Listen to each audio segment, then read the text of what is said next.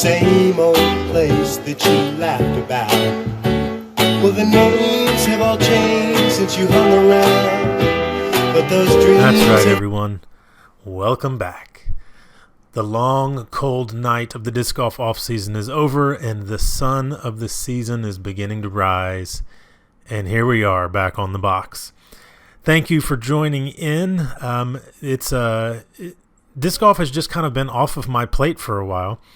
My last tournament I played was in October. I played a round or two after that in October. I played about a round and a half when I was visiting my parents in Baton Rouge over Thanksgiving. I then played about 3/4 of a round when I was visiting my in-laws at Christmas. And it wasn't until about 2 or 3 weeks ago that I'd played my first round in Emporia, almost a 3-month break here in town. Since then, I've played twice and gone out to throw some new discs once. I have done very little as far as disc golf world has gone.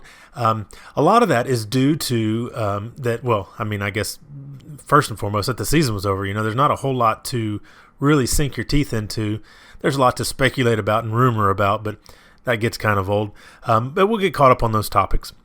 But then also here in town, me and Robert McCall and some friends have really gotten into pickleball. We've been playing pickleball quite a bit, a couple of times a week, trying to get out to some tournaments, things like that. It's a good thing to get back into. I've always missed being able to play Ultimate, and our Ultimate crowd here in town is quite lacking. To the point where they won't even use a real disc intentionally. They use one of those, I think it's an Aerobi where it's like clear in the middle and it's got like a rubber guard on the outside. It's shaped really weird. They don't want to play by several of the rules. They don't want to play with real discs. So anyway, I miss that activity. Disc golf is definitely, a sport and an activity, but it doesn't have the same sort of kinetic vibe to it that some of these other fast motion sports do. So I've really been enjoying that. But anyway, all that to say, I haven't thought about disc golf a ton. I definitely haven't played a ton, but the season's getting started back up. Vegas starts tomorrow, which is kind of the unofficial kickoff to the season. Who really knows what it is anymore, being that some things have changed. However, it's starting up. So let's jump into it, okay? On this episode, first, this isn't going to be your typical episode. We'll still have all of the segments, but we're not going to do your typical tournament coverage here because this is the first tournament of the year. I mean, it is just absolutely throwing spaghetti against the wall to see what sticks as far as trying to predict a winner here. Since Paul isn't there, I think Paul is the prohibitive favorite at every tournament he enters this year. But we'll talk about that a little more as we go along. But first on the box, we're going to take a look at just kind of some of the stuff that happened in the offseason as far as moves and signings and whatnot. Second on the box, we'll look at the changes to the Disc Golf Pro Tour and what that's going to mean for players and for fans.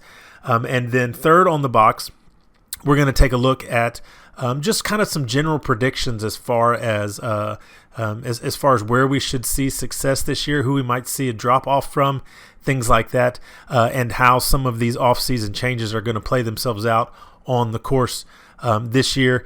And then we got another special topic for you on Bob, but we'll wait for Bob to introduce that. Are you guys ready to get started? Here we go. 2020, the first episode of the season. You are now officially on the box.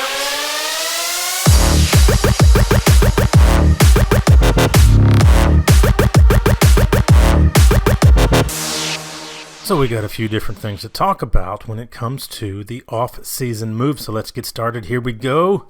First on the box. If you ain't first, you're last. All right, so I'm going to take this and go, we'll go from kind of the ones of least importance to the ones of most importance. And that's not to say that the ones first are not important, but just relatively speaking. And all of this is talking about the moves that happened over the off season, and let me tell you, there was a lot of singing of the Jeffersons going on. Where we're moving on to the east side, to a deluxe apartment in the sky. Moving on. Yeah, there were some folks making moves, right? Some of these are, they weren't controversial at all. It was just kind of the next step. For instance, Henna Blumroos. Geez, I can't say it right. Henna, we'll call her Henna, right? She moved from Pro Discus to Innova, and that was bound to happen. I mean, not because Pro Discus is a bad company or anything, but rather that she had such a great season that she was going to need to go on the road, and she was going to need to have some support that they couldn't do. And that's good for her, good for them. I mean, it's a good look on both of them. And I think, and we'll talk about this some in Third on the Box, I think she's somebody to definitely keep an eye out for this year, but we'll talk about that more later. Drew Gibson, so he was with DD, he moved to Innova, and then he has left Innova, and he kind of has like an open contract now, where he has started his own thing, Gibson Industries, got his own website and apparel and logoed things. Branded merchandise. And he had discs on there with his logo from several different companies. There's Innova discs, there's Prodigy discs, there's Discraft discs on there. And he has the disc that he made with Legacy.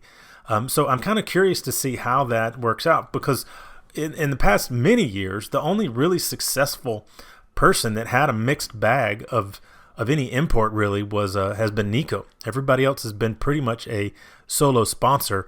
And I guess maybe some people had a mixed bag until they got picked up. But as far as on the big stage, Nico's really been the only person that's doing that. So I'll be curious to see how that works out for Drew, because he definitely has a desire for his discs to do certain things. That was one of the reasons that he left DD, was he just felt that they didn't have the right discs for him in any of the trilogy lineup. So he's definitely looking for something that that maybe he can find when he's able to branch all the companies together. So speaking of Nico has gone to being sponsored now with Westside, which is an interesting move, I thought, for both of them. I guess, maybe Nico, life on the road's hard and he needed some extra sponsorship, and the sort of levels of sponsorship that he needed, he was only going to get with having a main sponsor and not kind of lots of little sponsors. Because Gateway, his uncle Dave McCormick runs or owns Gateway, and, he has sponsored him for years, and maybe Nico needed a level that Uncle Dave couldn't provide, or that Gateway wasn't able to do. So this is an interesting one, and I got to be honest. So with DD and Latitude bought out Westside, I believe it was the beginning of last year. So really, Westside is only a company in name. It's run wholly within the DD and Latitude warehouses and factories there. All of the decisions for Westside are made by DD and Latitude personnel, and Nico doesn't really fit the mold that those companies have created, and that was part of what they thought of. Well, let's Westside is kind of its own thing, and we can do some things with Westside that we maybe wouldn't do otherwise. And really, it's kind of not smoke and mirrors as though it's deceiving something, but just it's. What's the best way to say it? It's putting it under a brand that I guess they feel that if it doesn't work out, because there are some people wondering, can Nico for an extended period of time hold on to one sponsor and perform the way that he expects himself to perform, which is at the highest levels, and not just the highest levels. He expects to be winning tournaments, challenging for majors. Nico is a driven individual in that manner. So that'll be interesting to see. He hasn't stayed with a solo main sponsor for quite a while. To see how he handles this year would be interesting. Now, they have rolled out a lot of stuff for him, a lot of discs, some pretty cool logos. I like the way that they redesigned all of the discs that he's throwing, with Nico being the main focus of the stamp, with kind of what the stamp was worked into his name. I think it's a pretty cool look. But that's going to be interesting. The other kind of I guess before we get to the two big deals that happened in the offseason, one of the kind of stories going on during the offseason was DD losing players, right? So Jordan and Peter and Dustin and Zoe, there was a lot of people that were stepping away, and it's something that's kind of been brewing for a while. There's been this discussion, and this has gone on. I mean, back when I was the team manager at DD, but just generally around disc golf, is the question of, does sponsorship work for the amount of money that sponsors are paying to players, both in monthly checks, stipends, gas, tournament entry fees, travel costs, merchandise, tournament bonuses, all of that sort of stuff. If you put out $15,000 worth of sponsorship in a year, are you going to sell $15,000 worth of discs to offset it? It's an interesting question in the world of disc golf, and we've talked about this a little bit before. It's just really difficult to measure that. How do we know? So let's say Jordan is playing at a tournament, and he throws a compass. Let's just pick a random disc that's not a hugely popular disc, but he really impresses somebody with how he's been throwing the compass, and that guy goes out and buys a compass because of that. How is that tracked? How does anybody know that that's what happened, right? Or if Jordan is doing that and tons of people buy compasses, how do they know that, right? Or if Jordan holds up a compass and says, this disc is great and I think everybody should have one, and nobody buys it, how do they track that, right? So it's this very difficult metric to keep track of. So with that, DD had begun to rethink how they are taking care of their sponsored players. And with that comes the inevitable discussion about return on investment. And for DD, they started to do this metric, and there's a certain level that they think that players are worth. Now, player worth is a hard thing to determine. Does just being on the road and being at every tournament and having a positive presence and always being around, is that what you're looking for out of a sponsored player? Top level sponsored player, do they need to be top 10 every time? Do they need to always be on video coverage? Do they need to be having clinics at every place they go? What is the measure of a top pro? And if a top pro is having a clinic everywhere he goes and he's loved by the crowd and then they never finish well, is that a good trade-off? What about if they finish well all the time but they're just a complete a-hole? Is that okay? Off the course. Like, how do all of these things mix together? And so you'll get discussions of relative value between players. Let's say you've got Bob and Tom, right? And Bob and Tom, they go to the tournament. One of them finishes well, one of them doesn't, but they are both there all the time. Okay, or let's say they're both finishing. Say one's finishing 12th and one's finishing 25th, right? So 12th is obviously better than 25th, but as far as everybody outside of the tournament goes, they weren't on lead card coverage, so I don't really know. I don't really care. And so you get this idea of people that are going together to tournaments. They're showing up at the same events, and yet one of them will have a higher value because of their social media presence or their ability to teach well at a clinic or whatever. They take lots of pictures of themselves. So you'll get players that have similar resumes but that have different value propositions. And so it starts to become difficult of what is a player worth. I mean, really, Paul is about the only player that we can track what he's worth. And he is worth more than what Discraft is paying him right now. But they seem to both be pretty happy about the situation. Everybody else, I'm not sure they're worth it as far as a return on discs. Now, I know Sexton Firebirds sell well, but do they sell well because they say Sexton on them, or do they sell well because it's a great run of Firebirds? Because there's some Sexton Firebirds that don't sell well, right? And there's lots that do. But what is the reason for that? We don't really know. Now, when I think Discraft has done a smart thing with the release of all of the Paul discs last year. They were done in these limited batches to get started, so that those things sold out like hotcakes. Now, do they sell out like hotcakes because it was a great disc, because it said Paul on it, or because there was a bunch of people that knew, hey, if I buy these for $20 today, I can sell them for $40 tomorrow? What's really driving the disc sales? Now, what's driving it? I don't think Discraft really cares, right? Hey, we've got X number of discs that we're trying to sell. How can we sell them? Hey, look, we did this thing and we sold them. I think that's about the only equation that they're interested in. And I got to say, I agree with that, right? If they're getting sold, that's a good thing.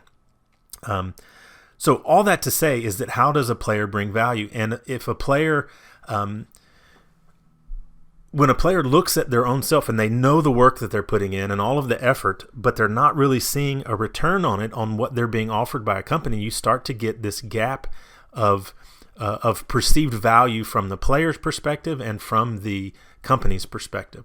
And really, I think that's what happened with these folks, with DD, with Peter and Jordan, and Dustin and Zoe. Now, Dustin and Zoe are a little bit different with what they're working on for their education program. I'm sorry, the name is escaping me right now.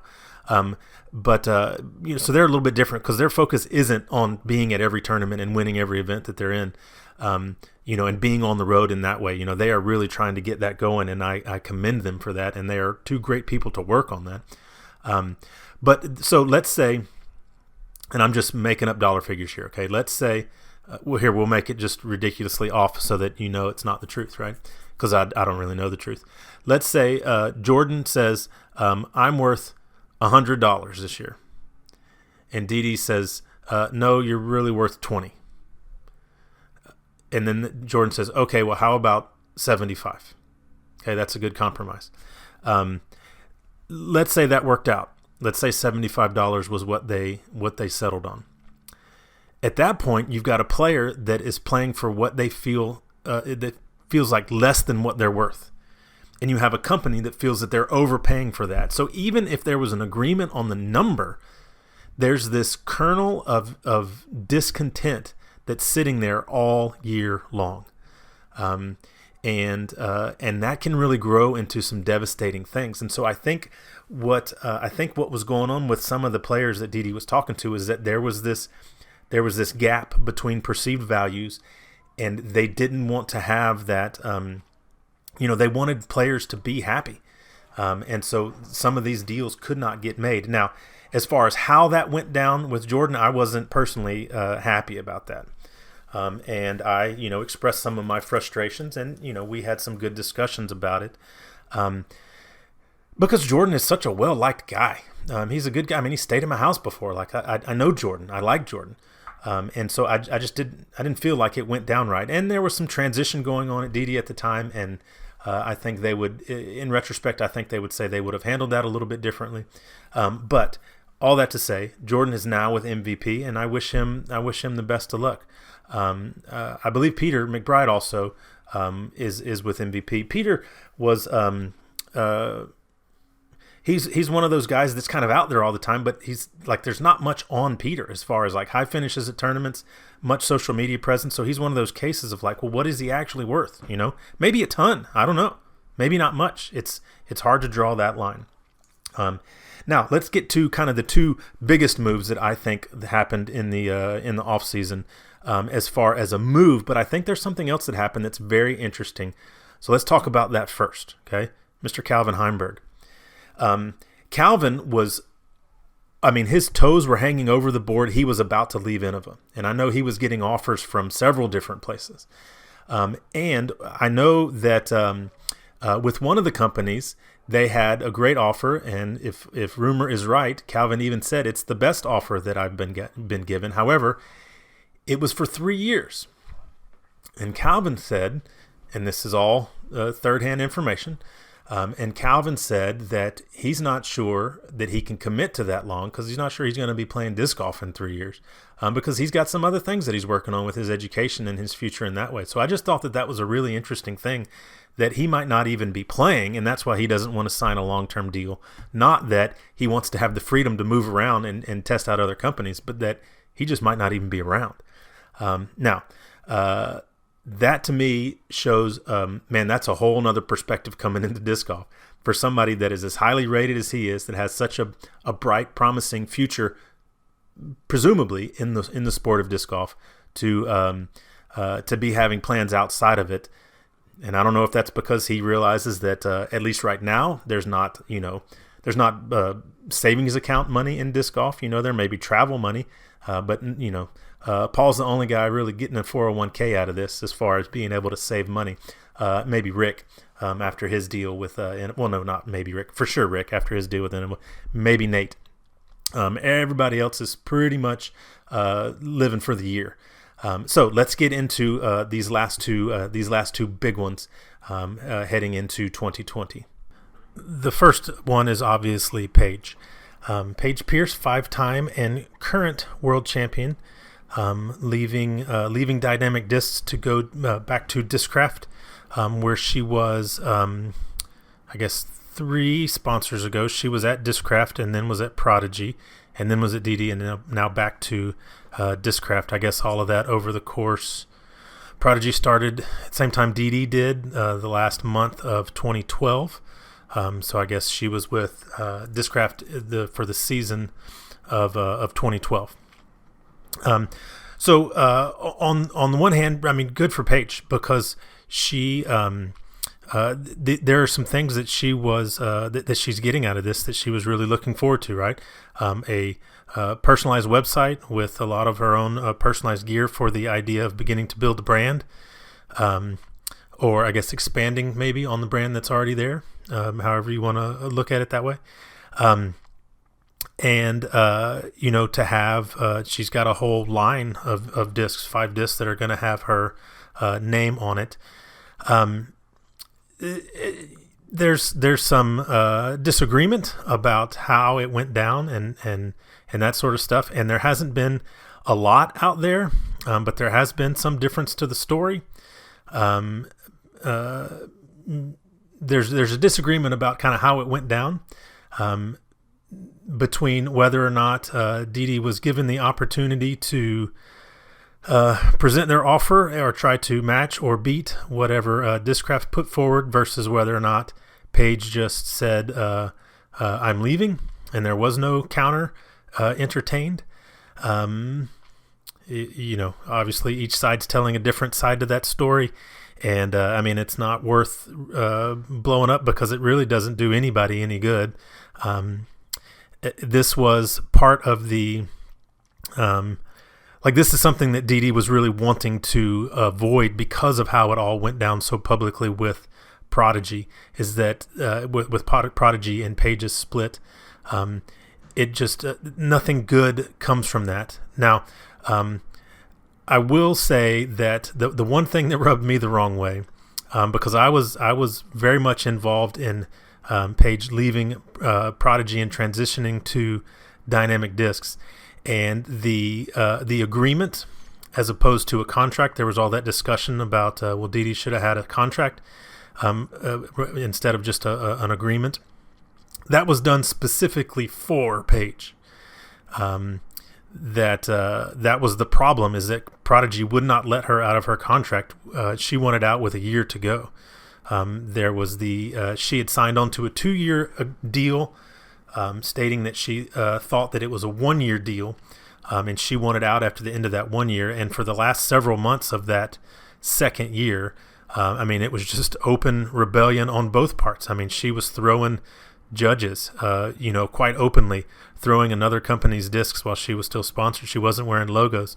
They apparently were not, and I don't know this for certain, but the rumor is that they were not paying out the monthly amounts they were supposed to be paying out, and bonuses and things like that. So, I mean, there was breach of contract all over the place, and then there was a fight over who breached first, and it was a big mess. And so the idea of the agreement was something that she slipped into like a warm bath, and she was happy about. And then for her to take a stab at DD about not having contracts, felt that rubbed me the wrong way. It doesn't mean that I dislike Paige. I just didn't like the way that went down, since that was done specifically for that. And I saw somebody address that, and they said, what you're doing is making trusting people less trusting, and that's not a good thing. And that's kind of how I felt about it, because Didi has looked at, the current agreements / contracts that they have, and whether or not that should change.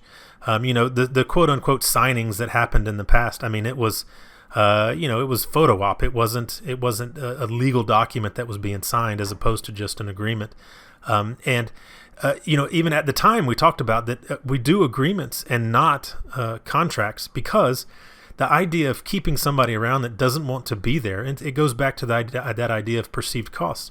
If a player is playing for less than what they think they're worth, then they're going to have that kernel of disagreement already there. So keeping somebody to play on a contract when they're not interested in playing for you anymore it's a rough spot to be in. But Paige has a lot of incentives laid out there in front of her to go and make this a fantastic deal, and so that was a huge change that we kind of saw it coming from, I don't know, maybe around Worlds or so. That was that idea was kind of out there that she might be leaving, and it's probably been brewing for longer than that. She was dissatisfied with the way that some things were going. I know that Didi was dissatisfied with some things as well. So if you have both sides are a little bit dissatisfied coming into a contract negotiation, if you don't get that negotiation perfect and solve all of the other people's problems, which may not be possible in a negotiation, then it gets to be pretty difficult because of the lingering mess that's going to hang around. And disc golf is in such a weird stage right now that typical sports contracts, it's not the same. It's not the same. There is a lot of friendship and agreement and helping each other out, that sort of thing, as opposed to just a straight financial transaction. A player gets drafted by a professional sports team, of course they're going to wear the colors and say the things, but when they break up, they break up. Like, it's not, it's different than it is in disc golf, because there's such a personal, connection between owners and players, and how much the players are with each other and how much the players rely on each other. There's just a different feeling of what goes on here than it does in larger sports. So it's kind of a weird spot, but Paige has great things laid out in front of her. I know that saves a lot of money for Didi that they can put towards other things, that's for sure. And the choice was made that a lot of that wasn't going to go back to sponsorship, but to other things that they thought may grow the sport better. Because the reality is, Paige she's at the top of that class, but she is still in that class of, it's tough to measure whether or not it's worth it. Now, the way things are, things are changing rapidly. If you think back to, right, what do we say, Prodigy started last month of 2012. That was kind of the first time where all players on a team were getting a monthly stipend, or at least on the tour team. There was a lot of other lower level Prodigy members that weren't doing that. But at the time, the idea of a disc golfer getting $1,000 a month, that was out there, that was a huge deal, and everybody was like, no way. That's a huge contract for a disc golfer. And now the idea, you've got guys that travel a little bit that are expecting more than that, much less the top of the line players. So this has all evolved quite rapidly over the last, 7 years now. It's interesting to see how that growth has gone and where it could go. I know Paul has been very upfront about, he wanted all of his contract details out there so that other people knew about it, and that could serve as some sort of baseline. Now, Paul is not the typical disc golfer here. Nobody else can ask for that sort of money, and the rumor is out there that Paige did ask for Paul money, and let's just say that idea was shot down quickly. And again, rumor. So he is in a stratosphere on the course, right? We might say that Ricky is right there nipping at his heels, and Eagle, and Calvin and KJ, all those guys are right there. Conrad, Simon, but At the contract table in the boardroom, nobody is close to Paul. But Player 2 has entered the game. I think we've got a new player in this game that is an interesting addition here, and I think it's the most important thing that happened in the offseason as far as player signings go, and that's Brodie Smith. Now, there's two completely different things to talk about when we're talking about Brodie. Number one is on the course Brodie, meaning tournament play, skill level, and number two is off the course Brodie, meaning social media presence, videos, things like that. So let's talk about the positives.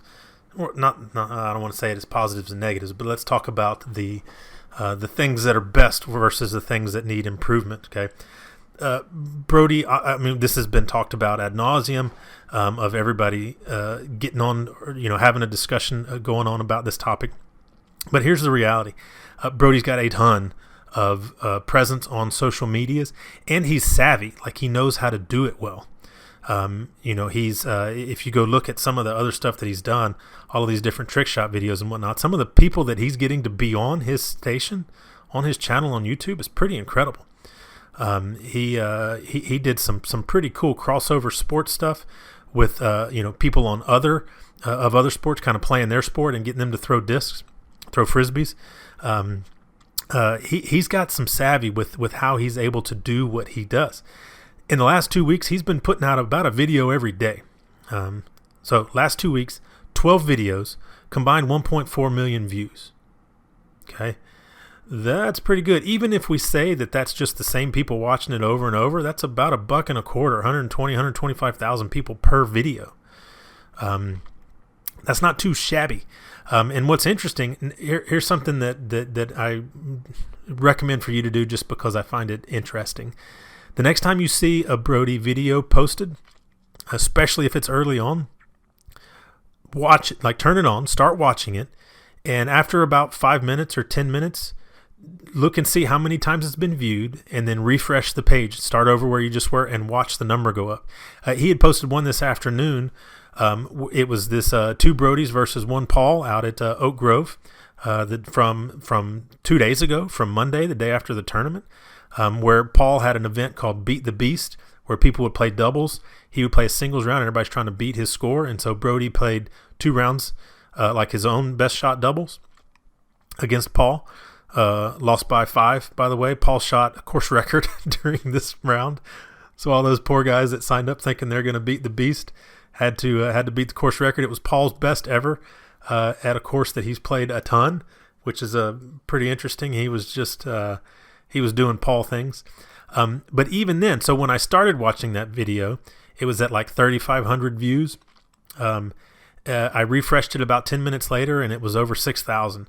So just to see how quickly that counter is rising there is pretty cool to see. And Brodie brings that. He absolutely brings that. Now, the Brodie on the course. From watching all of these videos, I would say that Brodie is a pretty solid advanced player right now. He just in the last couple of weeks, like, he's been working for the first couple of videos he posted, he was throwing everything standstill. And his angle control was good. His power was really good. He's got a great whip on his forehand, coming from all of his ultimate throws. But if you watch this two Brodies video, he's got a problem with his nose angle on his forehands, and he gets air bounces on a ton of them because that's how you throw an ultimate disc. And the way that the air reacts to an ultimate lid versus a disc off disc is quite a bit different. So his putting is, I would say, is better than advanced. But his course management is probably what going to need to have the most work put on it. Here's the way that I was looking at it. Okay, so let's say we put Brodie up against any of those that second tier of guys. Guys that show up and challenge on a consistent basis, right? Your Germs, your Chris Clemens. That sort of guy, right? So not talking about Simons and Eagles and Calvins and those guys. But that next level of players, Melton, Oakley, those players that that have it in them to put together 4 good rounds and really be in the mix at a tournament. If you had $100 to bet on Brody going out against one of those guys, where would you put? How much money would you put on Brody versus whoever the other? Let's say Germ, right? $100 on Germ, all the time. $100 on Yulee, $100 on Melton, $100 on Clemens. And that's not to say anything bad against Brody. It's just that he's not at that level. And those are guys that aren't at the level of the guys that win or are challenging to win every week. So it's not that Brody is stunted. I mean, he's just started playing within the last several months, as far as playing seriously. The video that he did with Simon and Paul after their trick shot video, I mean, that was almost a year ago. And he wasn't taking anything serious as far as disc golf at that point. He's really just started working on it lately. But he's got great improvement. I can't see any way that he's 1,000 rated by the end of the year because supposedly he's going to kick his season off playing at the Waco Pro Tour event, second or third week of March, I think that is, so about a month from now. Here's the problem with that. It's called the Beast for a reason, the course that they play at Waco. That's a tough course. And if Brody's angles are off and his lines are off, which we've seen that happen on the back nine at the Beast, he's going to have some huge scores. It's the types of courses that he's been learning on. And even though he does have Paul helping him out, he's been playing out rounds with Emerson as well. I mean, he's got some great teachers. But that's, oh geez, what's his name? Gordon, right? That just lost the slam dunk contest. He could give me everything that he wanted to tell me about how to dunk, but that doesn't mean I can just figure it out and do it right away, right? I could have a fantastic teacher. Curry could show me how to shoot free throws. I'm still going to take a while to work that in. Yeah, maybe free throws is a better example instead of dunking. Sorry. I had big visions of me dunking on people. Free throws, okay? Free throws. So he's got stuff he's got to work on, and I mean I'm optimistic for him that he's going to get better in that. But course management, how to play tournaments, how to putt under pressure. While there is a lot of pressure, especially at the levels of ultimate that he was playing for national championship as well as club championships. But it's a different sort of pressure. Individual sports carry a pressure that team sports don't, and team sports carry a pressure that individual sports don't. I mean, it's you have the pressure of your team, letting them down or succeeding for them. That's quite a bit different than than it's all on you. Some people thrive in one and not the other, and I can see that.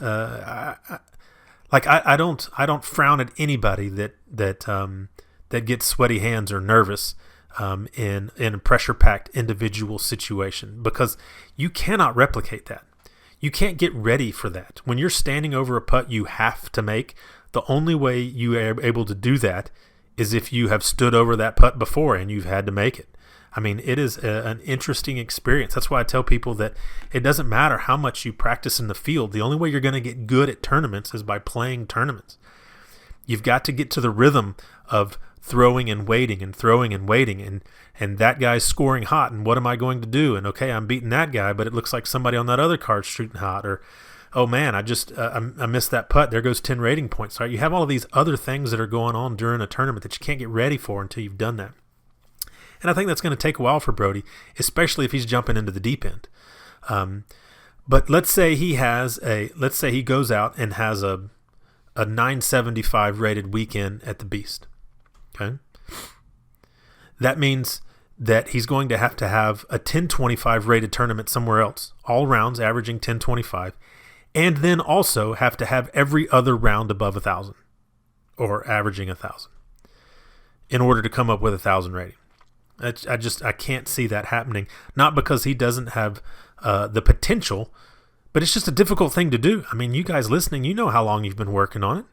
You know how long how you have to have such a tight grouping of scores in order to have a good deviation so that your rating can rise quickly and so that you're able to drop those bad scores. In order to do that, that requires a lot of consistency. And what does any new player have problems with? Consistency. It's not that, Brody can throw forehand way better than I can right now, but I would still take my chances against him. I would take that $100 and bet on myself at any random course that we were going to go play. And that's not to say that I'm great. I'm just barely over 1,000 right now. But I've been over 1,000 for the better part of a decade. For a year or so once I moved up here, and I wasn't playing very many tournaments or playing at all. I think I dropped to like 975 or something like that, maybe even worse. But then worked back up. It takes a lot. It takes a lot, and it takes consistency, and it takes being able to withstand the ebbs and flows that happen in your game. And so I think that's an unrealistic goal to put on a newbie that's out there playing with the skepticism that's going to be on him. First of all, because a lot of it's going to be filmed by himself or by others, and then also because there's this whole crowd of people that don't like that he's into disc golf, which I think is just ridiculous. Absolutely ridiculous. Let's say even if all of his 22 million YouTube followers don't give a rip about disc golf and they never watch any of it, okay, that's fine. It's still good promotion for everybody else, right? It's still another guy out there with a voice for disc golf, and by all accounts, Brody is a genuine guy. He's a fun guy to hang around. He interacts well with people. People after they meet him, they want to cheer him on. So that's a good guy to have involved in disc golf. And it's just another guy. Hey, one at a time, right? We're a grassroots sport. We can't be turning down people that are positive influences on our game and who seem to really like it, and he seems to be having a good time with the improvement that he's going through. Also, he's having a good time with the challenge of it. That's a good thing for a player that's played at the highest levels of any sport to find this as a challenge. That is good for us. So I think this is the most important, and it's arguable that this is more important than Paul as far as a impact standpoint outside of disc golf. It's arguable this way. Paul signing in the disc golf world, that was like a bomb going off. That was destruction everywhere. Everybody knew what was happening. I think Brody's like an EMT, or maybe more for our modern age. Brody is when the Wi-Fi goes off. Everybody knows something's different. Can't quite figure out what it is, but something is affecting everybody. It's not as flashy as the big bright light of Paul, changing companies, #making moves. It's not as big of an impact within our sport, but it is far-reaching, this Brody signing. I know there was other companies involved in trying to get him signed, and I know some of the offers that were out there, and you would be shocked. There are some well-known disc golfers that aren't getting half of what Brody was being offered, and I think rightly so, because of the impact that he instantly has. Really, if you break down his videos, you've got an advanced level guy playing videos.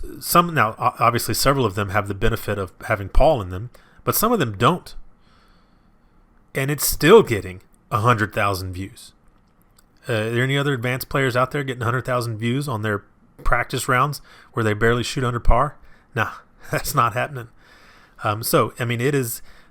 He is an absolutely new idea in the world of disc golf to have somebody with his clout moving over, and I think that's one of the biggest deals that's happened recently. Really, the only thing I can compare it to is Paul changing last year, and then when Prodigy and DD came out in the same month, and all of these pros were leaving teams and joining teams.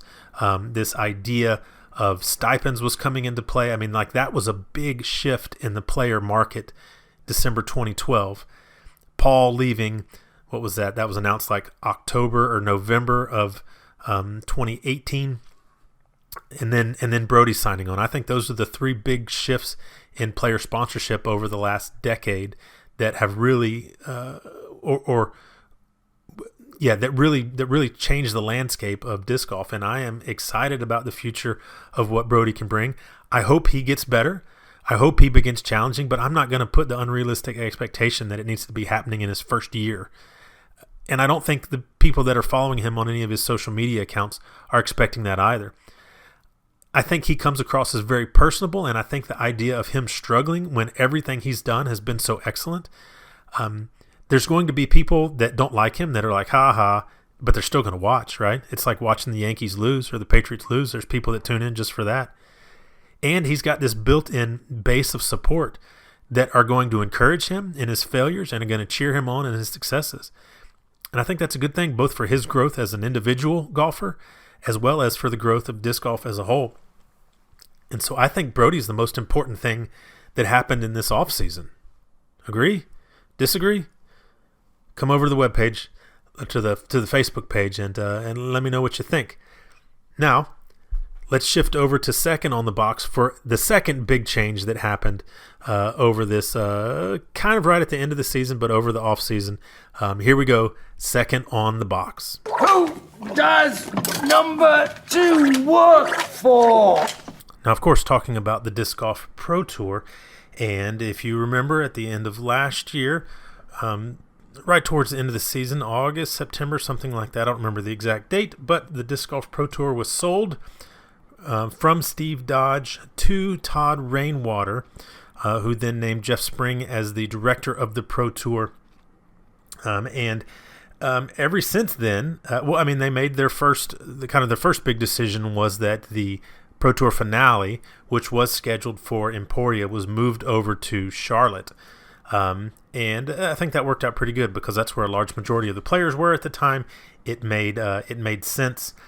That was kind of the last thing they did at it was the tour finale. So yes, of course, that was the last thing they did. But they've kind of been low since then. Not much news going on with the Disc Golf Pro Tour other than them making some posts about looking to hire people and then hiring some people like Mahmood and I don't remember who the other person was that they hired.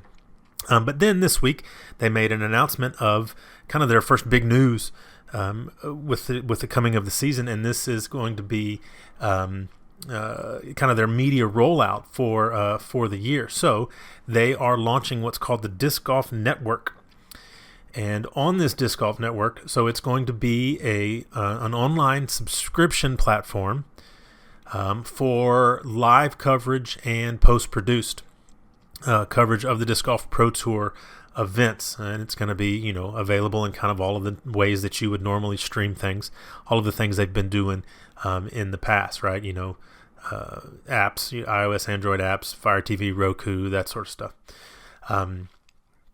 Along with the coverage of those events, there's also going to be a bunch of exclusive content, interviews, what Jeff was calling human interest stories, additional things going on. Some of Simon's vlogs are going to be posted on there. Perhaps some other post-produced coverage could be on there. Now, so it's going to be live coverage, and it's going to be behind a paywall for the first rounds of the tournament. The final round will always be free on the Disc Golf Network. So they want what they're trying to do is to grow that market by a subscription model to begin to provide some value to the tour in the way of subscriptions, but also to provide some value for those subscribers of things that they could not get anywhere else. So there's a couple of points about this that need it needs some expounding on or some clarity. So the first thing that confused me, at least in this article, and I don't know if it's either not explained well enough or if it was explained poorly, it says the Disc Golf Network will cost $8.99 a month or $64.99 a year. Now, I'm not sure, perhaps there's a discount going on there, but if you take $8.99 and multiply it by 12, you don't get $64.99. You get $107.88. So I'm not sure what's going on there. And then it says, but PDJ members can receive 50% off on a monthly subscription, bringing the cost down to $4.49 a month. Now that cost goes to $53.88. So which is half of the $107.88. Now here's or almost half. Here's what I don't quite understand. If the cost for 12 months is $64.99, but PDJ members can get a 50% discount, that should be $32.50, right? Down from $65 in that half. So maybe what they're saying is that if you pay the higher rate and you buy all 12 months, then you get a discount for buying all 12 months, or you can buy each month individually, but there's no discount for buying all 12 months. Or maybe the numbers here are wrong. I mean, I guess all of those are possibilities. So it sounds like the least amount that it's going to cost would be $53.88 a year. So $4.50 a month. Now, there are people that are going to get their panties in a twist over this one. Here's the reality. Is there anything that you would waste $4.50 on over the course of a month? The answer is absolutely, positively yes. Absolutely. I mean, geez, that's... I remember when I was a kid, for $2.99 you could get a value meal at McDonald's. But I mean, that's you're not eating at McDonald's for $4.49, right? I mean, what is that? That's one drink at a restaurant.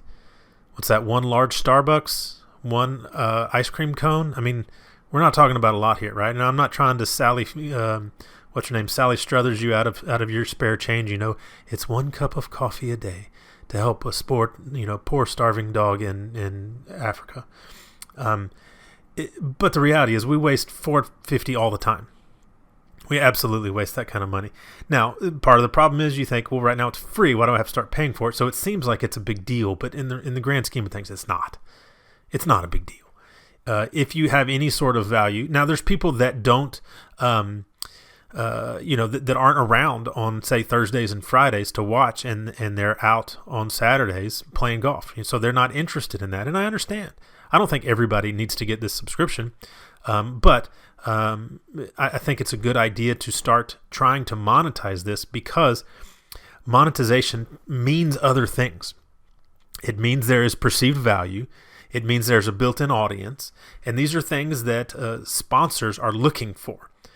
So I think this is a good idea to begin trying to build this out. Plus, the upgrades that they're doing with having some more staff on hand.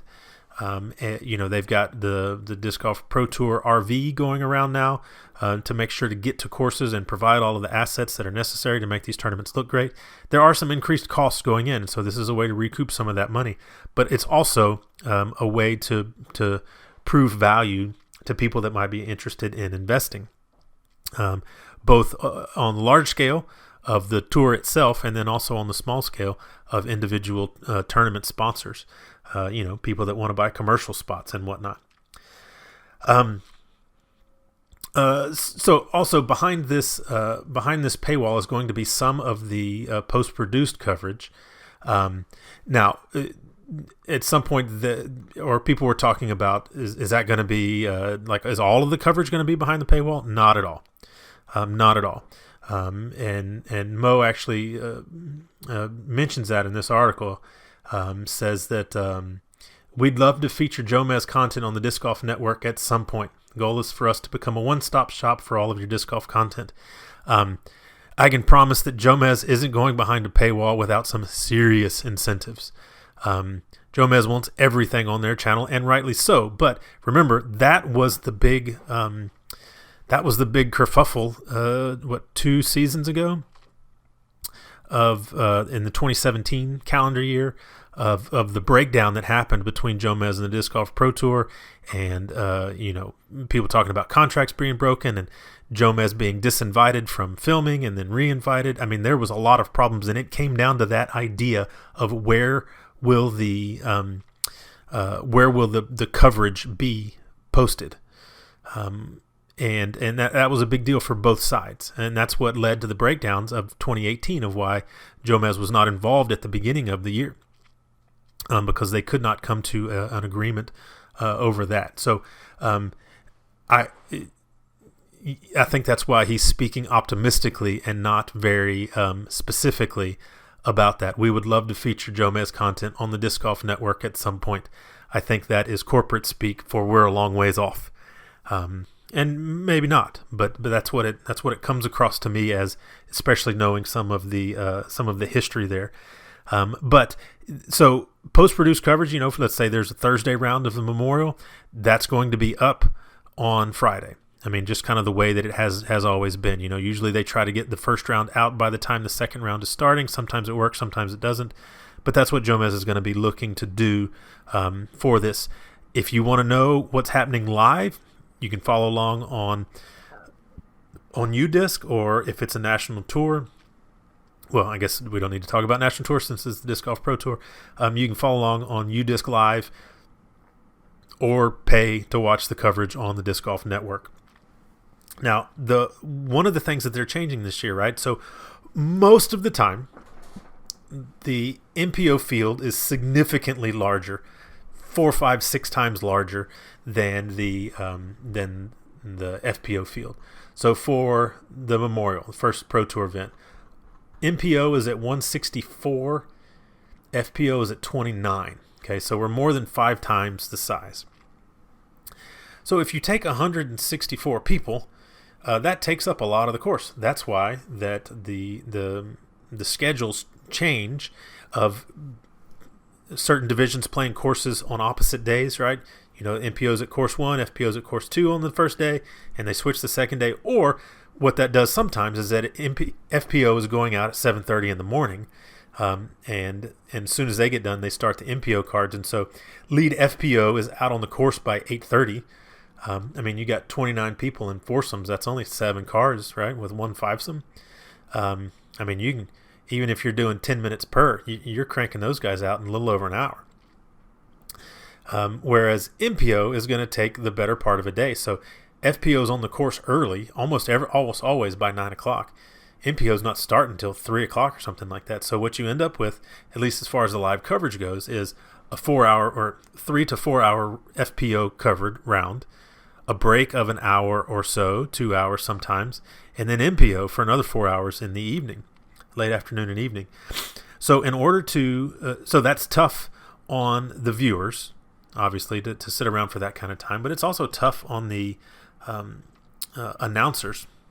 And I know that from experience. I mean, that's a lot of commitment, when we were doing it live on site, Terry and I for most of the 2017 season, and then Robert and I covered the Idlewild tournament last year. I mean, between just raw camera time and then prep time, I mean, you're talking 10, 11 hours a day of being around that. And when you've got other things going on, that becomes kind of difficult, especially last year when you had other things going on and you weren't getting paid for any of it, of doing any of the Pro Tour coverage. It really made it difficult, to spend that kind of time and basically get a free lunch out of the deal. So that's one thing that they're trying to do by changing that is they're going to send MPO out, and it sounds like this is going to be the format all the time. I don't know if it's going to be all the time, but send MPO out. So now an FPO is going to be going after MPO, and they would do that occasionally at tournaments, on like a second day or something like that. So that wasn't unheard of, but it was pretty rare. Now they're going to send MPO out, and when the MPO lead card is, say, making the turn, then they're going to be sending out the FPO 1 card. So what you're going to have is complete MPO coverage of the front, MPO only coverage during the front 9 for the most part. Then you're going to have combined coverage of MPO 1 and FPO 1. And then as MPO comes off the course, they're going to focus on those last couple of holes. And then once MPO clears, then they'll shift over and have complete FPO coverage. And it's going to be a single broadcast down to around 5 hours or so is the idea.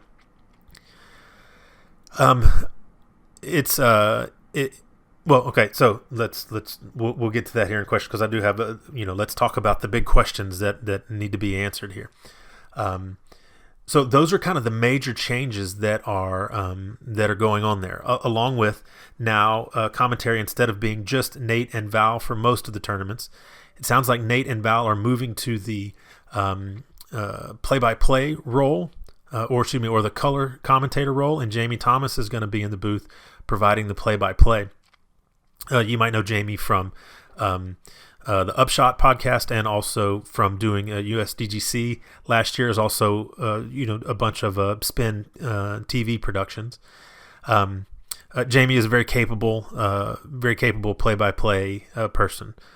Solid knowledge in disc golf. I think this is good because we talked about it last year. Nate and Val are fantastic people. Together as a commentary team, they're just no good as a team. And I don't say that to disparage them, but they're too similar when it comes to their personalities, their cadence, the inflection in their voice, the experience that they bring, the ways that they look at a course. There's not enough contradiction going on, and there's nobody really there to set them up so that they can be the best that they can be, to talk about the things that interest their eye, and not have to worry about carrying the conversation. Because both of them deferred, they would swing wildly between deferring to the other one and talking too much. So to have somebody in there to help kind of rein that in, and it sounds like it, I don't know for certain, but it sounds like it's going to be a 2-person booth, like Jamie and Nate during MPO, and Jamie and Val during FPO. I'm curious what that. I know that travel is going to be pretty hectic. If all this is going on in Bend, that's going to be pretty hectic for Jamie, because getting to Bend is not you don't just fly into Bend. I mean, it's a fly and a long drive to get to Bend. So to do that for 10 or 11 tournaments, that's going to be a grind for Jamie. But I mean, he's worked in disc golf for a while, so I mean he can handle that kind of stuff. But just thinking of it on a practical level, that could get interesting. So those are kind of the big changes. Terry is still going to be on site at all of the events, and I imagine that he's going to be providing some of the exclusive content to be shown on the Disc Golf Network, such as interviews and things like that.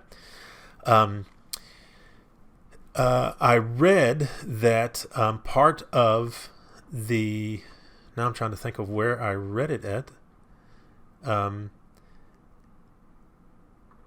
Where did I read this? That players are signing on to, in order to be part of the coverage, that they are signing on to have an interview, or to be available for an interview 5 minutes before the round starts. And that's just part of being... Man, I really wish I could... I don't think it's in this article. Where did I see that at? Anyway, I'll try to find that and post it separately. But anyway, Terry is going to be providing some of that exclusive content. And so here's the questions that I have about this. To continue on that streak right there, is this additional exclusive content even wanted? I mean, are people paying strictly for the privilege of being able to watch it live? Do they care about this sort of other stuff? Or will it just be kind of something, well, I'll watch it because it's there? And some of that's going to depend on the quality, but I mean, even some of the videos that are being put out of just, individual players working with their companies. I think about these, building the bag videos that Discraft has done. I think about these kind of behind the player in their normal life, the videos that DD's putting out. I mean, there's some high quality stuff that is focused just on a player, with stories and filming that take place over time. Some real quality pieces. Even those things aren't getting watched at a terrible clip. People look at them, but I don't know if that would necessarily draw the desire to spend money on that, and that's to be seen. I could be totally wrong in that. I'm curious what the break-even number is. How many people do they need to subscribe so that they either say this is totally worth it, or we need to get rid of the subscription model and find a way to pay for this outside of that because there's not enough people doing it. And then that's the big question. Will people pay for this? That's tough to know. As disc golfers, we are a cheap bunch. We gripe about all sorts of stuff. Hey, my players pack was only $100 worth of stuff and not $120 worth of stuff. And then we'll flip out. People will buy just regular runs of disc that have a special stamp, and they'll pay 3 times the price for it. But then they'll complain about a $2 service charge to be able to use Disc Golf Scene or something like that. We're a peculiar bunch when it comes to our money. We fling it around with no worry in some instances, and then we guard it like a miser in others. So I don't know. That's going to be interesting to find out whether or not people will pay. And then the other big question is the idea of so they're not going to be doing shot by shot. And Jeff says that, right away. We're not promising every shot of the lead card. He says we're going to be responsive to the most interesting storylines. And while I like that idea in principle, it comes down to a lot of things when there is a federal head, just meaning somebody that is making decisions on behalf of everybody else, of who is making those decisions about what's interesting. Because what's interesting to you might not be what's interesting to me. And, there's not really a consensus at this point as to what is interesting, If you look at the Masters, or really any big ball golf tournament coverage, they're constantly switching between people, but there is always a good pulse on what the leaders are doing. Now, part of that is because they have, several cameras on every hole and the ability to watch and cover people that we just don't have at this point. I mean, I don't think we're going to have any more than 3 cameras of live, and that might even be pushing it. It might just be 2. Now, there's going to be cameras all over the place, but that's on post-produced footage. That there's not the ability to wrap that into the live, at least in any sort of significant way. So who gets to determine those storylines, right? It's like censorship. Well, if I agree with what you want to censor, then I'm for it. But if I don't agree with what you want to censor, I find it offensive, right? So who's determining the storylines? Maybe there is an interesting story about somebody that's 5 shots back, and that's what they want to look at. Maybe they've got some parameters, and hey, if anybody's within, if you're within the number of strokes of holes left, if you're within 5 strokes and there's 5 holes to go, we're not taking the camera off. If you're down 6 with 3 to go, we're probably moving somewhere else if there's something else going on. But I think that the wave of backlash is going to come whenever there's something that a majority of people feel like, hold on a second, we're really going to watch, Katrina's putt on hole 5 when we've got an important drive going on a tough hole on the men's hole 15 or whatever. I'll be interesting just to see how that plays out. And also, let's say, it could go the opposite way. The men are finishing out, somebody's winning by 4 shots, and they're thinking, why are we watching this? There's a good battle going on. And maybe this is a worrying about something that's not going to happen, Maybe somebody as wise and savvy as me is going to be making those decisions and always getting you to the good stuff. I don't know. But this idea of moving between storylines, I like the idea in principle. We're going to have to see how it plays out. I wouldn't expect much to change as far as the ins and outs of what it looks like, at least for the first paid tournament. Now, all of the Memorial is going to be free. None of that is going to be, or it might be on the Disc Golf Network, but it's going to be free. Waco was when the first paid tournament is going to happen, and that's March 12th through the 14th. So they're going to try to get that right before they really go trying to change much of anything else. And it's still Johnny V being the technical director of everything. He's in charge of what is coming across your screen. And then another aspect to this is I'm curious to see how the sponsors buy in. Is this completely being funded right now by Todd Rainwater? Todd Rainwater helps out with the Nantucket event, the Rainwater Raz Round that is so famous up there that they tried to do a version of, and even had Todd come down for GBO last year, and it got wildly out of control and super dangerous for people in the crowd. So hopefully that's being worked on for this year's GBO. But Rainwater purportedly is billionaire. And so he has money that he can throw around. Now, here's the thing about billionaires. They don't usually throw the money around. That's how they got to be billionaires in the first place. But there is obviously investment that has gone on in the Pro Tour, hiring new folks. Jeff did an interview with Smashbox from the new Disc Golf Pro Tour RV, maybe getting U-Hauls and vehicles and other things like this. So they are putting money into it, paying all of the, or coming to agreements with all of the media teams that are going to be involved in everything that's going on with the Disc Golf Pro Tour. So there is a lot of stuff that is that's happening there. Is it only being floated by Rainwater, or are there lots of sponsors involved? What do the sponsors think about this going behind a paywall? Are they willing to pony up the money? There's lots of questions that maybe have already been asked and answered, and solutions come to a conclusion. It may be something that plays out over the course of the year. I think we'll have a good idea as we watch these first couple events. Are we going to have the same commercials from the same people that we've had for the last couple of years? Is it going to be something that the sponsors are excited about? Is it going to be something that the sponsors are excited about to the idea that they would start paying in and the purses would increase because of it? This could be this could be an interesting bump. But here's the reality. Nothing's going to change if nothing changes. So if we want it to get bigger, we're going to have to try some stuff, step out on some stuff. The whole idea of the Pro Tour is stepping out.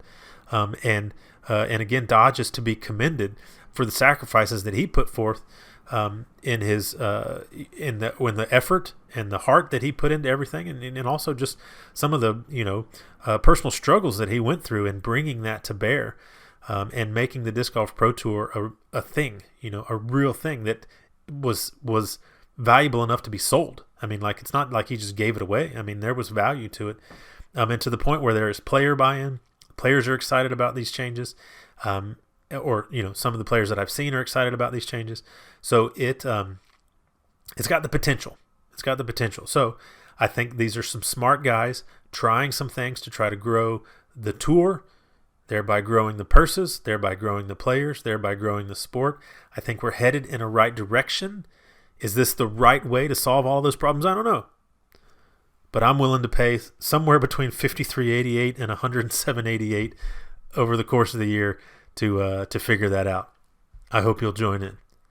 All right, let's move on to third on the box. 3 is a magic number. So let's start to talk about our season for 2020 and what we can expect. And actually, as I'm recording this, I see first scores are already rolling in over in Vegas. The ladies that are just getting started on like the 5th hole or something like that.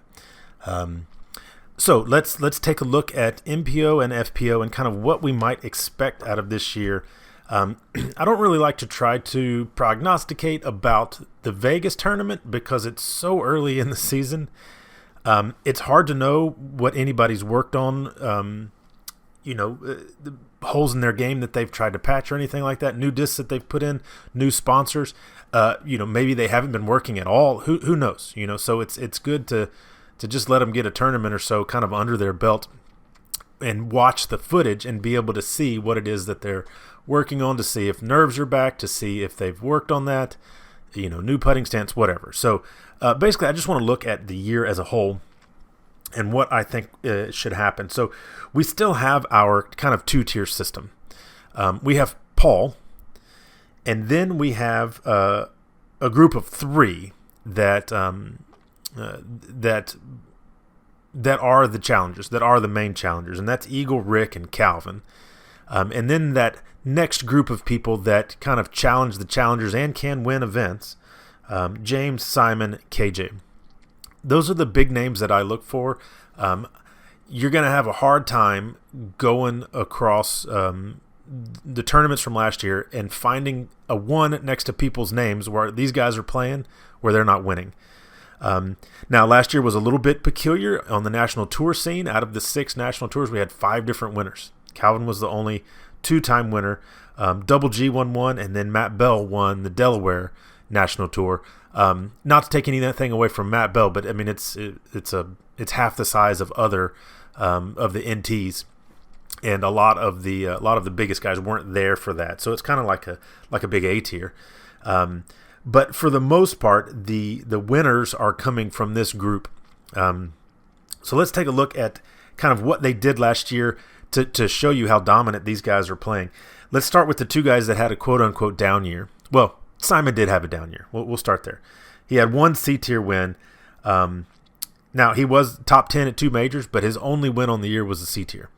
That's down from Simon. Now, he was hanging around. He was doing lots of things in tournaments. He was there, but he wasn't really challenging for the wins very often. He did have a couple of high finishes, but not a lot. It really was a down year for Simon. And the reality is that while Simon is one of the most loved golfers out there, he's one of the most fun guys to watch.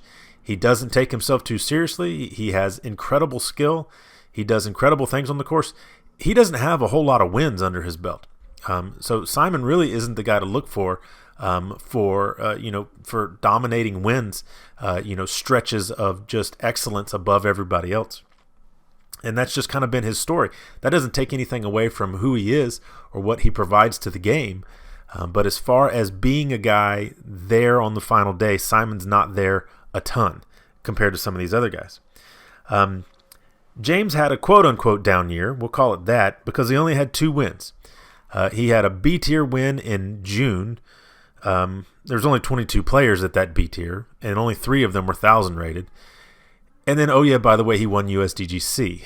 So that's kind of a big gap between your wins on the year, right? Random B tier and first major. So obviously that's a good way to end your year, right? It's always better to end with a major win than not a major win. But on the whole, James's year was disappointing for kind of what we had. The expectation that we had coming in of what he was going to be able to accomplish given the way that he finished out in 2018. Now, he's still got 1037 rating right now. 1035. He ended the year 1037. He's played 3 events over there in Asia, so he's getting out and around. He's not playing Vegas, but he will be at Memorial. So, let's see if James kind of rebounds this year from a little bit of what we would call a down year.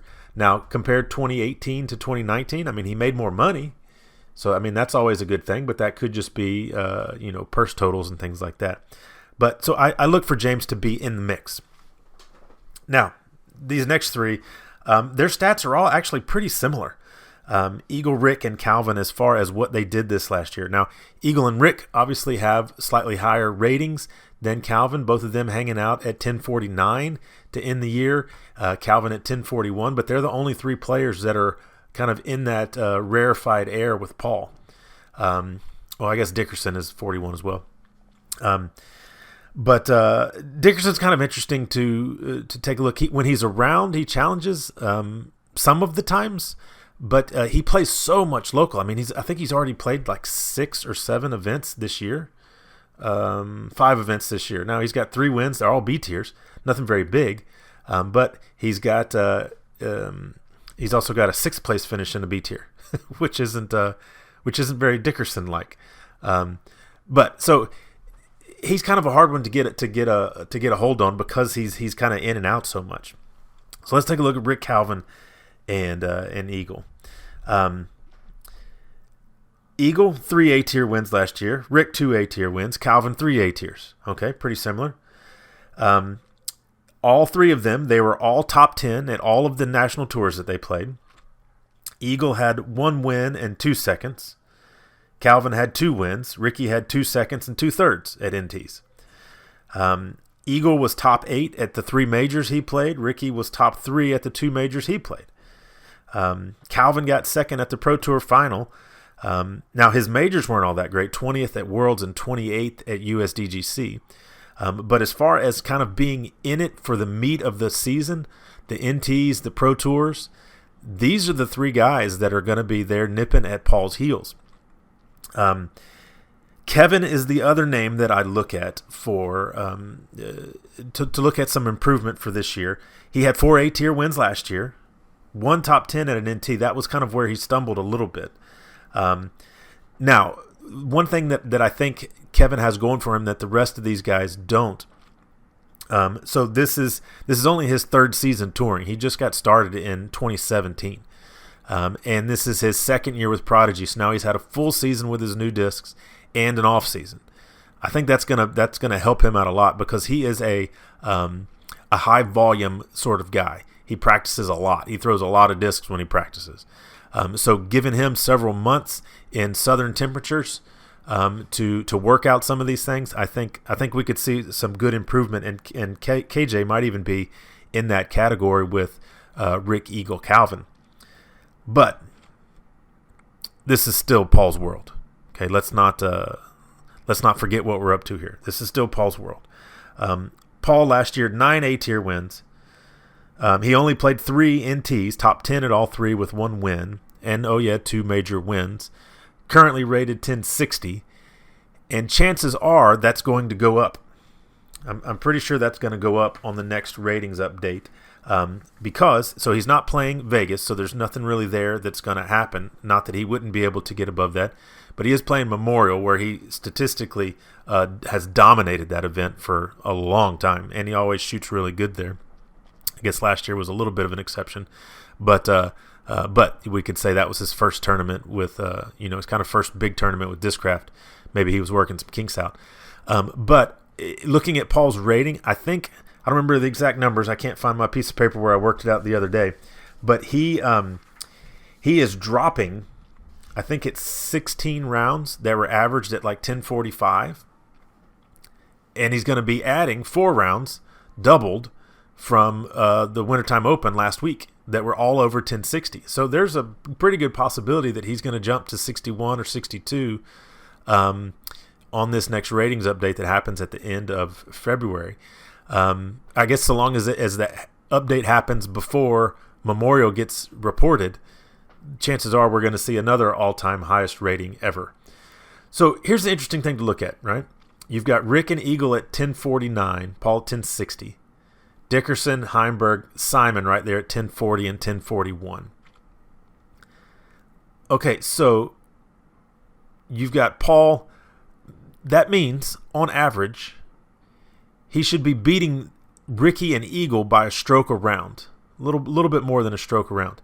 He should be beating Dickerson, Heimberg, Simon, the next 3 best guys in the games, by 2 strokes every round. Every single round are what the rating says.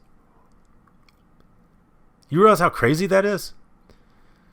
That he has that sort of built-in advantage just on his average rounds.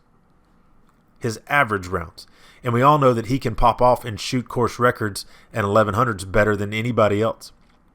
So he's got a higher ceiling and he's got a higher floor. He just doesn't throw stinkers very often. Whereas the rest of these guys have been known to do it occasionally, 4 or 5 times a year. And when you're talking about 60 rounds, that's not very much, but it can happen.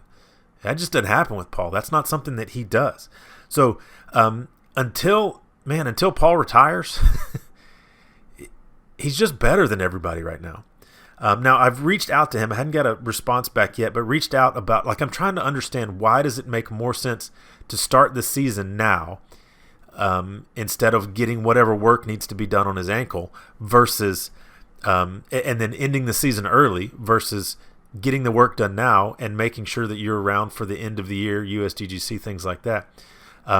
So I hope to have an answer for that. If one of you guys knows, please let me know if he has addressed that somewhere and I've missed it. But Paul on the course is good for everybody. Paul brings in views. Paul brings in sponsors. Paul brings in spectators. Paul brings in fans. He is a great thing for the game. And as far as on the professional side, he is the catalyst right now. He is everything.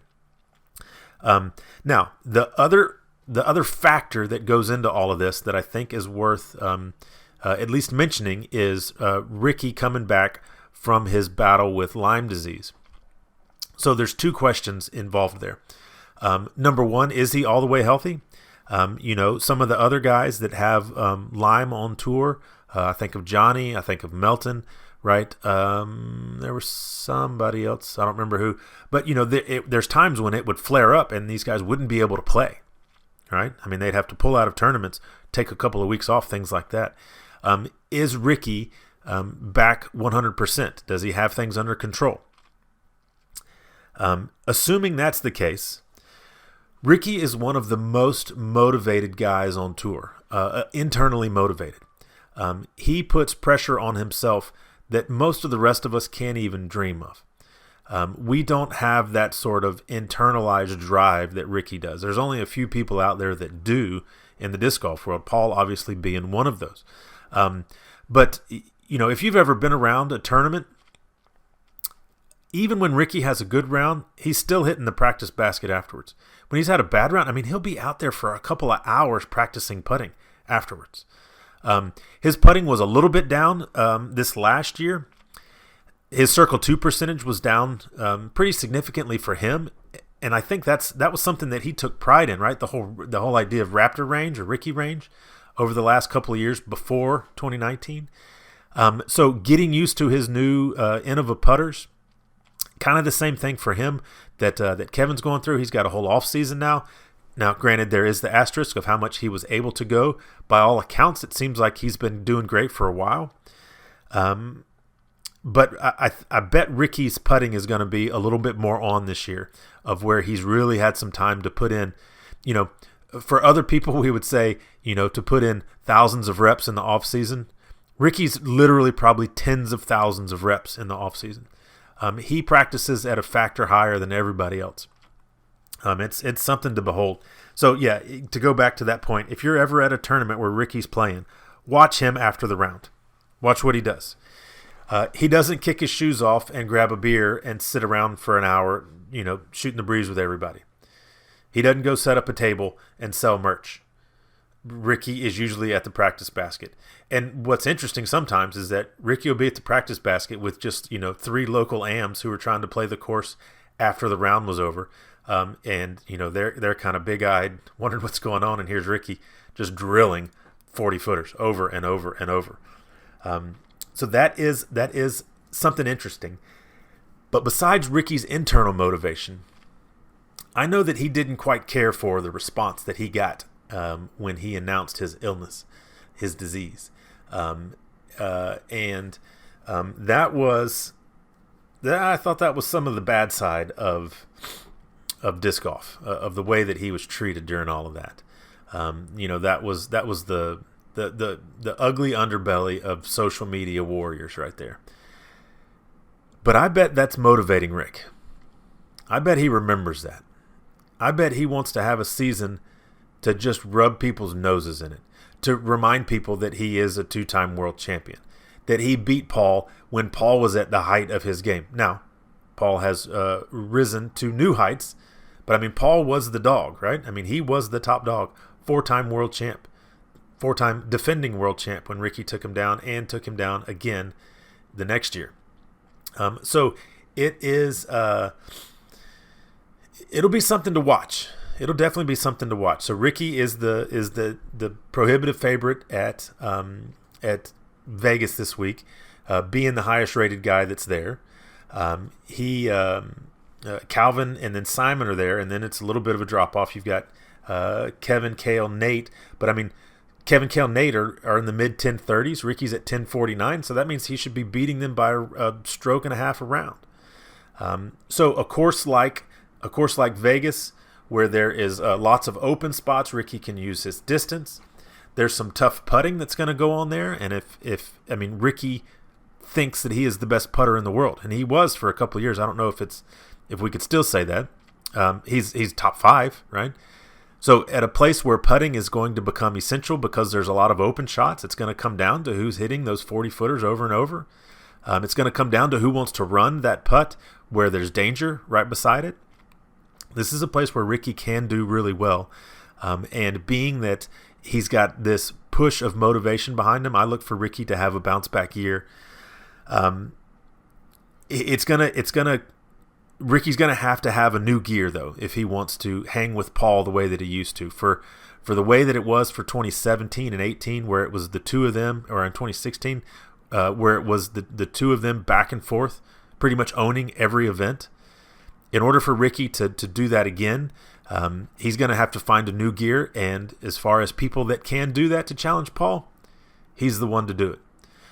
Eagle has all of the arm skills, but I don't know if Eagle has the mind skills just yet.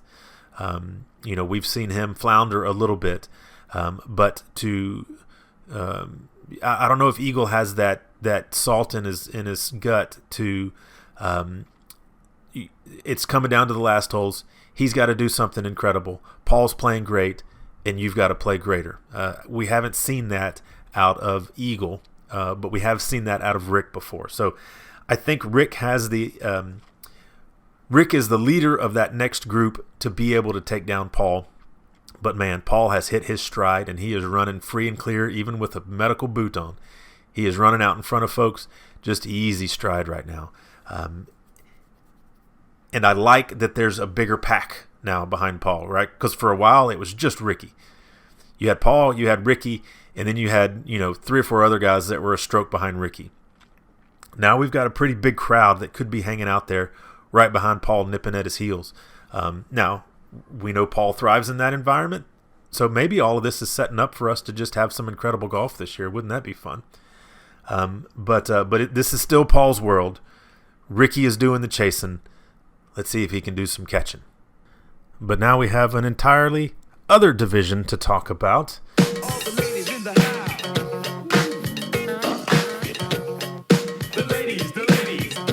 I think there's some really interesting dynamics at play.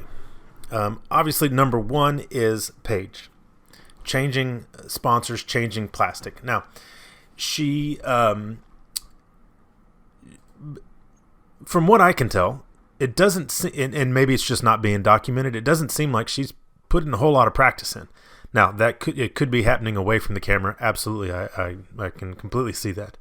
But I haven't seen very much of her getting used to the new stuff. Now, she did go out at over in Thailand. She was over there and had a 1,006 rated first round, but then went 953, 962, and lost to Sarah by 8 strokes over there in Thailand, Koh Samui. Which, there's only so much weight you can put on that, it's a tournament across the world. I would be shocked if there was the same level of preparation that went into that as any other event. A new course, a new land, a new country. Who knows if the discs fly the same over there as they do here? I don't know where Thailand is relative to sea level, relative to humidity, relative to elevation, all that sort of stuff. I'm not sure. So there's only so much weight. I'm not saying that means Sarah's going to have the greatest year of her life or that Paige is going to have a down year. I'm not saying either one of those things. Just that it's kind of the first data point. And Paige is not playing at Vegas, but she will be at the Memorial. So I think how she does with her new stuff is the story of the year.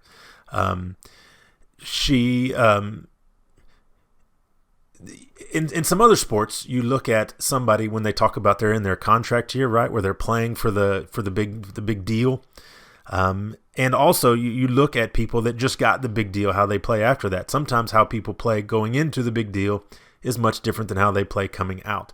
So there's just some things at play that I'm going to be curious about how Paige responds. Now, Paige is, without trying very much, without being as focused as she could be, she still dominates. Let's be clear about that. She is better than everybody else has been over the last couple of years on the average. Her main competitors the last 2 years have been Kat and Sarah. Now, when you look at the three of them, it seems to me like, well, okay, so in the MPO division, I feel like the winners are separated by who makes the most incredible shot, right? somebody banging that 60-foot putt, somebody getting an eagle, somebody making an incredible save, things like that. I feel like when I'm watching the FPO division, the winner is the person that makes the least mistakes. I think we don't have to go any further than Worlds last year to see Katrina absolutely lost that event with just terrible putting inside the circle. When it really counted, just some really awful putting. And I think that kind of goes for how they have been, how they've been performing over the last couple of years. I mean, I feel like Sarah has to play her absolute best to be challenging. Now, there are events that she has won handily, like San Francisco. She just spanked everybody. There's been events where she has done really well, but I feel like her Sarah has the ability to shoot way worse rounds than the rest of these ladies. I mean, just looking, if you go look at Kat and Paige over the last couple of years, you'll find them outside of the top 3 very rarely. Very rarely. I think Paige was outside of the top 3 twice last year, and it may even been less than that. Let me get that pulled up real quick. She had 1 7th and 2 4ths last year. Paige did. And one of those was at the Pro Tour Championship, so that's a different format, so it's a little bit different.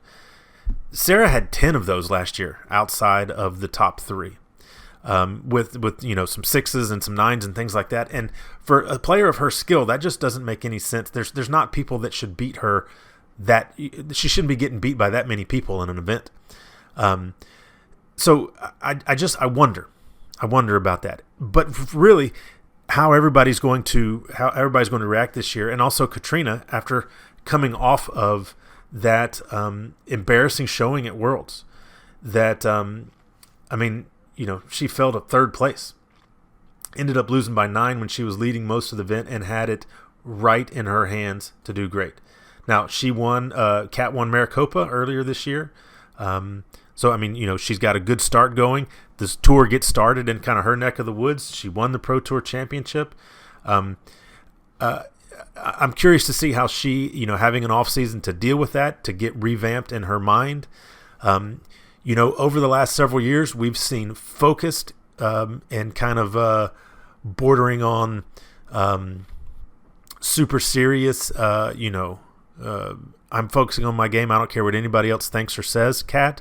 We've seen joking Kat, and I think this was, or not joking Kat, but like lighthearted, easy-go-lucky Kat. And I think that was her trying to kind of balance out the idea of, what's the right mindset for me to be in when I'm playing an event. So I don't really know what to expect out of Kat. She's got all the skills necessary, but it just seems like the pressure gets to her sometimes. But besides how Paige is going to play with new discs and what Kat's mindset is and where Sarah's skill level is right now, I think the big story is going to be Henna and Evelina and Kristen, the 3 European FPO players that are coming over for a larger chunk of the year, that will all be there at several events. This is kind of the evolution of the game, right? You've got these young players coming up who've been watching Paige. Paige posted a cool picture not too long ago of when she was signing Evelina's disc at the European Open like 4 or 5 years ago. And Evelina, she looked like she was 11 or something. I don't know how old she is now versus how old she was then, but she just looked super young. And just the idea that now Evie is one of the people that's challenging Paige. So it wouldn't surprise me at all to see Henna or Evelina, or I guess to a lesser degree Kristen, but especially Henna and Evelina, to just have a breakout year and to win the majority of the events. I think that's the story on the FPO side of things, is that now we've got several challengers. And I thought it was interesting. So on one of the Brody videos with Paul and with Hannah, I think they were talking about Wintertime Open last year, and Brody said, "How'd you do?" And she said, "I got 4th place." And he was like, "Hey, all right, top 5." And she said, "Well, I think there was only 6 people." So it used to be like in the MPO side of things, if you say you get top 5, that's an accomplishment. On the FPO side of things, if you're one of these ladies and you say you get top 5, that's not an accomplishment in previous years. For like Kat and Paige are not happy with a 5th place finish at a national tour any of these last several years. That means they played bad. This year, okay, that might mean something. We're starting to get a bigger pool of people. Now there is that, in the men's side of, or in the ladies' side of things, there is that same idea of, that there's a second tier of FPO player.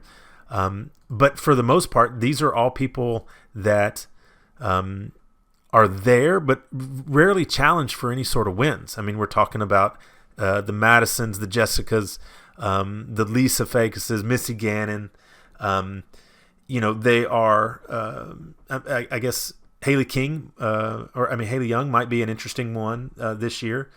But it very rarely do you see them challenge for the win. They might have a good tournament and be on lead card coverage, but most of the wins are what's it going to be? 90%, 95% of the national tours and the pro tours over the last couple of years have been either Kat, Paige, or Sarah.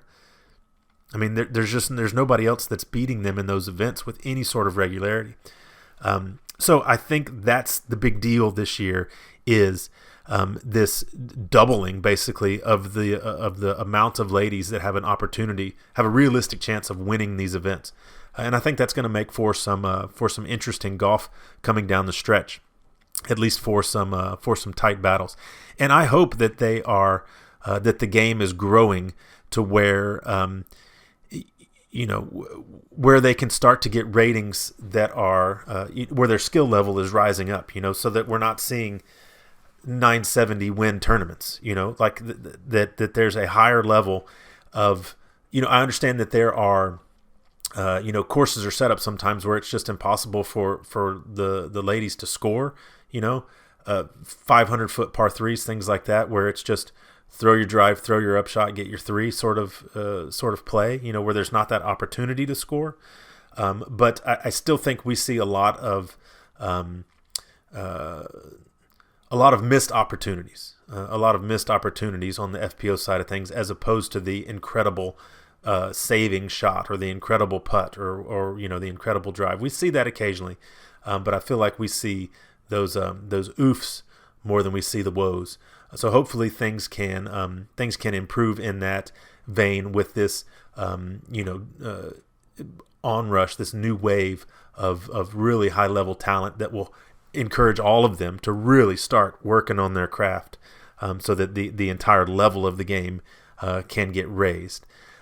So on the whole, I think Paul is still going to be the guy to beat. Ricky's chasing on the MPO. On the FPO side of things, I think we're looking at a battle all year long, and I think it's going to be super interesting to watch. And I think the FPO division might be some of the most exciting back and forth and exciting competition that we've seen in a while. Now, enough about golf. Let's talk about movies. Where you at, Bob? Hey, Bob! Oh, hey, Bob! All right, so I came across a new movie. It's from earlier in 2019, but I didn't see it until recently, and I think it's fantastic. And I think I posted about it on the page a few weeks ago. But this made me think about kind of a whole genre, and how this movie has jumped into now my top 5 of this particular genre. So the category here is World War II movies.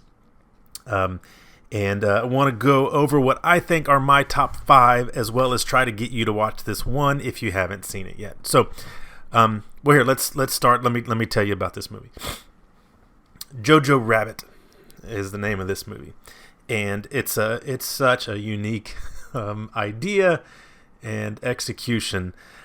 So here's the idea. Okay, you got a kid named Jojo Betzler. He's 10 years old. And he's growing up in Nazi Germany. He is a part of the Hitler Youth Squad, as most young boys were at the time. And Jojo is he's like most 10-year-olds that, you know, he's got an imaginary friend that speaks to him, that gives him confidence, that gives him encouragement. Except for Jojo, his imaginary friend is Hitler. Now, this is it's a comedy.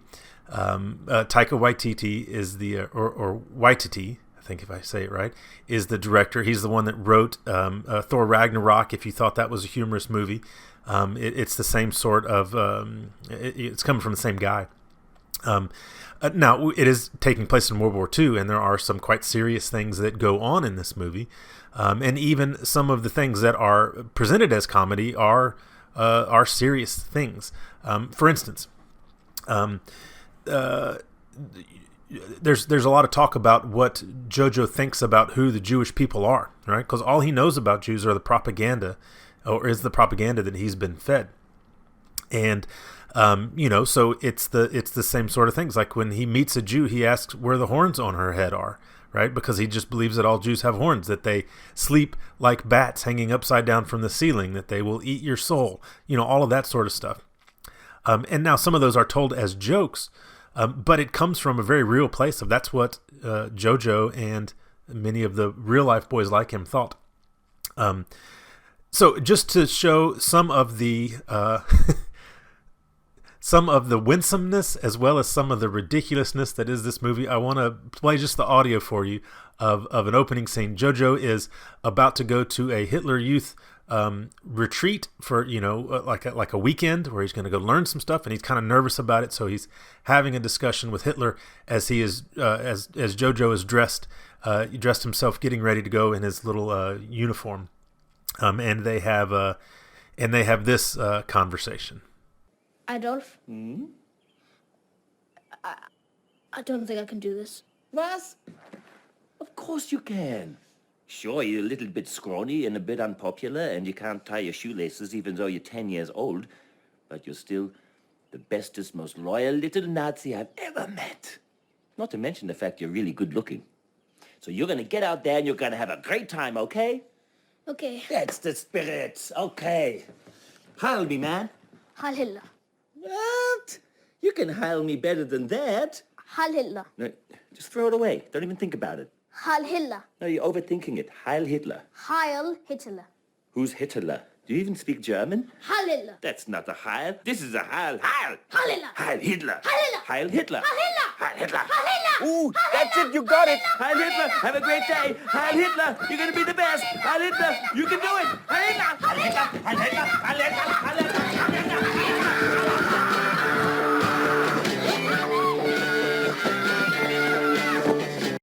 Okay, come on. Come on. If that didn't at least make you smile a little bit of just the ridiculousness of it, if it did make you smile at least a little bit, then you probably wouldn't enjoy this movie, because it is kind of silly like that in places. But there is a definite heart to this movie, of Jojo in his world, and then also the people that are seeing that the shine has worn off of the Nazi propaganda, and they are attempting to prepare themselves for life after the Nazis, because they can see that the war is coming to an end, and this oppression that they've been under, they are looking forward to the survival of it. So, I mean, there is definitely redemption to be found in this movie. There are great stories. Some really great acting by Scarlett Johansson as Jojo's mother, and then Sam Rockwell as maybe my favorite role of his of all time. He's wonderful. And then Jojo and Taika as Hitler. It's just so unique. And because of this, because of the great combination it is of the story and the comedy and the heart to it, it has jumped to number 2 on my list of World War II movies. So let me give you my top 5. Well, let me give you some honorable mentions, and I'll give you my top 5, and I'll see how you agree or disagree with that. Honorable mentions for World War II movies: Dunkirk, Schindler's List, Hacksaw Ridge, even though we don't really think about the Asian side of World War II very much when it comes to World War II, but Hacksaw Ridge, And The Imitation Game I thought was really wonderful, about the breaking of the Enigma machine by Alan Turing. Great, fantastic movie. But my top 5. So in 5th place, World War II movies, Fury. This is the tank movie with Brad Pitt, Shia LaBeouf, Michael. Oh man, Michael! I can't believe I forgot his name. Michael. Holy cow! What is his name? You guys all probably know what it is. John Bernthal's also in there. Oh man, Michael Pena. There we go, Michael Pena. It's the story of how people come together in the hardest of times, and the connections that they build with one another, and what they're willing to go through for other people. This particular story told within the confines of a tank, and kind of the toll that it takes to be in that sort of just frontline blood and guts and war. I thought Fury was really great. Number 4, Life is Beautiful. We've talked about this before. Saddest movie of all time, but with such a sparkling hope around the center of the sadness of just the depth of love that is told in that story is it's absolutely wonderful.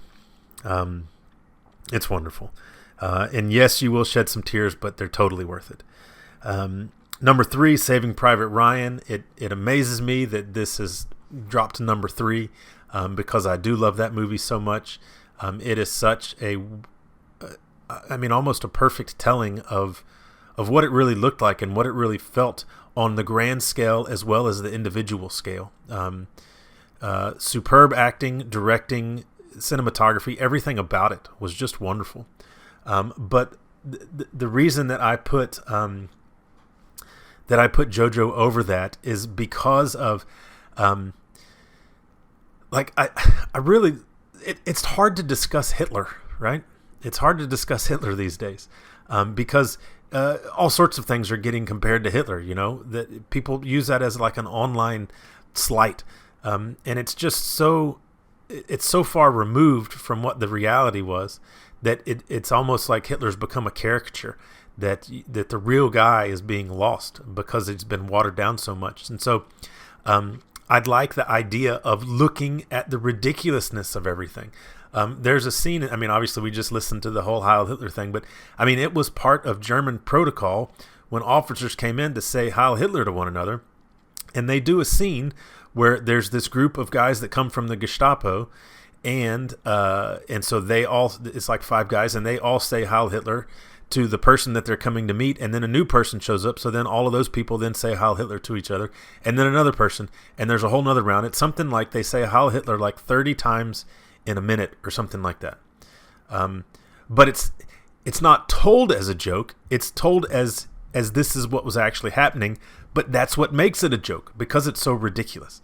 And so to look at the foolishness of the Nazi ideology at the time, and then see how it could infect a little boy, and to see what he has to do to kind of learn the truth about things. It's just it's an amazing story, an amazing journey for JoJo to go through, and I highly recommend it. And then number 1 should be, as no surprise to anybody that has known me for any amount of time, Inglourious Bastards. And yes, it's not a real World War II story. I guess, Saving Private Ryan isn't also. Neither is JoJo. I don't think Life is Beautiful is, and Fury, I don't know if it is or not. I guess Schindler's List, Hacksaw Ridge. Well, I guess the 4 that are my honorable mention are actual true stories. Dunkirk. Dunkirk is talking about a battle, but I guess the individual stories aren't true. But Schindler's List is, Hacksaw Ridge is, Imitation Game is. Yeah. Okay, but anyway, whether or not they are real or not, Inglourious Bastards, I think the opening scene to Inglourious Bastards is one of the best scenes in movie history, not just World War II, not just Tarantino movies, not just any particular category, all the way around. All the way around. And then also the scene in the basement of the La Louisiane is just amazing. That's my top 5. Do you agree? Do you disagree? Where do we line up on top 5 World War II movies? Where does JoJo fit in if you've seen JoJo? Now, if we were just talking about recorded stories about World War II, Band of Brothers is still number 1. Band of Brothers is better than everything that's happened about World War II. Episode 9, Why We Fight of Band of Brothers, is maybe the greatest episode of television of all time. I have such high praise for that series and that episode in particular. If you have not seen any of these things, I highly, highly recommend them.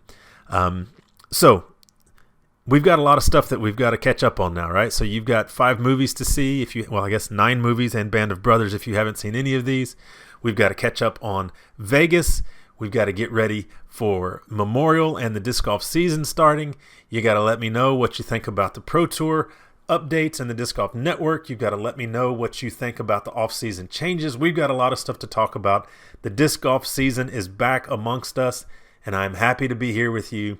Thank you for tuning in for episode 1 of the 2020 On the Box podcast. I think this is episode number 78 total. So we're making some progress along the way. I don't know if we'll hit 100 this year, but that would be pretty cool. This will be the 4th season of On the Boxes. So thank you for joining in. Remember, please share, get other people to come and join the conversation, because I think that's our strength. Our strength is not me talking and throwing things out there. Our strength is the togetherness that we have on the Facebook page and how we work through some of these things, how we bring up topics, discuss with one another in a rational, civil, respectable, and hopefully winsome way. That's where our strength lies in the community. So let's build that up. Let's invite more people. Thank you for joining in. You are now officially off the box.